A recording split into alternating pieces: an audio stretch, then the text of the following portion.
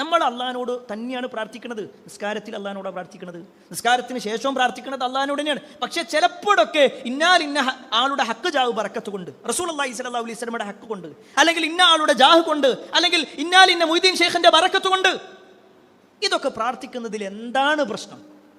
അതൊരു നല്ല കാര്യമല്ലേ? അവരുമായിട്ട് ഇടതേടിക്കൊണ്ട് തവസ്സുലാക്കിക്കൊണ്ട് ചോദിച്ചൂടെ?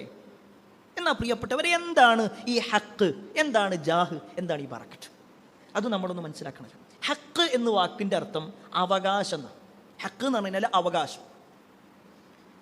ഈ വാദിക്കുന്ന ആളുകൾ ഹക്ക് ജാഹ് ബറക്കത്ത് കൊണ്ട് പ്രാർത്ഥിക്കാമെന്ന് പറയുന്നവർ, അല്ലെങ്കിൽ സഹായം തേടാമെന്ന് പറയുന്നവർ, അവരാരോടാണോ വിളിച്ചു പ്രാർത്ഥിക്കുന്നത് അവർക്ക് അള്ളാഹുവിന്റെ അടുക്കൽ ഒരു ഹക്കുണ്ട്, ഒരു അവകാശമുണ്ട്. അള്ളാഹിന്റെ അടുക്കൽ ചോദിക്കാൻ ചില അവകാശങ്ങൾ അവർക്കുണ്ട്. അങ്ങനെ ആർക്കെങ്കിലും അള്ളാഹു അവകാശം കൊടുത്തിട്ടുണ്ടോ? അള്ളാഹു സുബ്ഹാനഹു വ തആല ആർക്കെങ്കിലും തന്റെ ഏതെങ്കിലും ഒരു അവകാശം അത് നിങ്ങളെടുത്തോ, നിങ്ങൾ പരിഹരിച്ചോ, നിങ്ങൾ അവർക്ക് പരിഹാരം ചെയ്തു കൊടുത്തോ എന്ന് പറഞ്ഞിട്ടുണ്ടോ? ഇല്ല. ഒരൊറ്റ ആയത്തിലുമില്ല, ഒരൊറ്റ ഹദീസിലുമില്ല, സ്വഹീഹായ റിപ്പോർട്ടുകളിൽ എവിടെയില്ല. ഇനി ജാഹ് എന്ന് പറഞ്ഞാൽ എന്താ? ജാഹ് എന്ന് പറഞ്ഞാൽ സ്ഥാനം. അള്ളാഹു ചില ആളുകൾക്ക് സ്ഥാനം കൊടുത്തിട്ടുണ്ട്. എല്ലാ മനുഷ്യരും ഒരേപോലെയല്ല, അതിൽ പ്രവാചകന്മാർക്ക് സ്ഥാനമുണ്ട്. എല്ലാ പ്രവാചകന്മാരും ഒരുപോലെയല്ല, അതിൽ റസൂലുകൾക്ക് സ്ഥാനമുണ്ട്.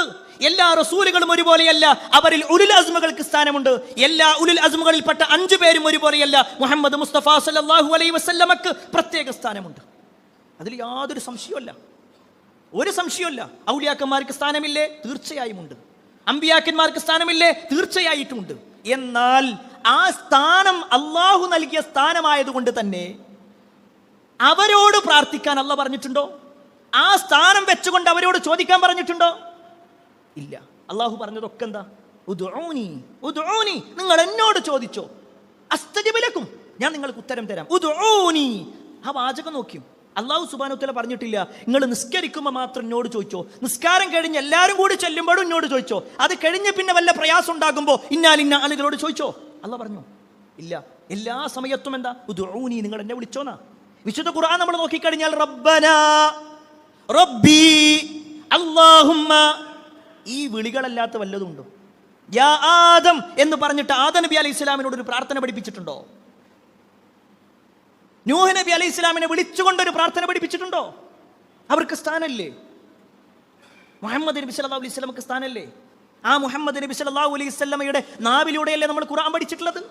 ആ ഖുർആൻ പഠിപ്പിച്ച അതേ പ്രവാചകൻ സല്ലല്ലാഹു അലൈഹി വസല്ലമ സഹാബിമാരുടെ ജീവിതത്തിൽ എവിടെയെങ്കിലും സഹാബത്തിനോട് പറഞ്ഞു നിങ്ങൾക്ക് വല്ല പ്രയാസം ഉണ്ടാകുമ്പോൾ എൻ്റെ പേര് വിളിച്ച് നിങ്ങൾ തേടിക്കോ, എനിക്ക് അല്ലാഹു ഒരുപാട് സ്ഥാനം തന്നിട്ടുണ്ട്, അതുകൊണ്ട് ഞങ്ങളെ സഹായിക്കും പറഞ്ഞു?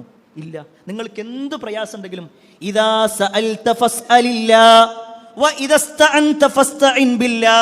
നബി സല്ലല്ലാഹു അലൈഹി വസല്ലമ അബ്ദുല്ലാഹി ഇബ്നു അബ്ബാസ് റളിയല്ലാഹു അൻഹു വിളിച്ചിട്ട് ഇങ്ങനെ ചേർത്ത് നിർത്തിയിട്ട് പറയാണ്, മോനെ ഞാൻ നിനക്ക് ചില ഉപദേശങ്ങൾ തരാട്ടോ.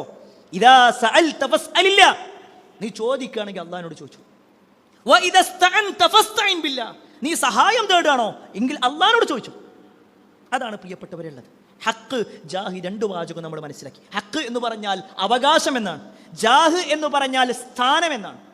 എന്നാൽ മൂന്നാമത്തെ ഒരു കാര്യമുണ്ട്, ബറക്കത്ത്. ബറക്കത്ത് എന്ന വാക്കിന്റെ അർത്ഥം വർദ്ധനവ്, വർദ്ധിച്ച നന്മ എന്നൊക്കെ വേണമെങ്കിൽ പറയാം.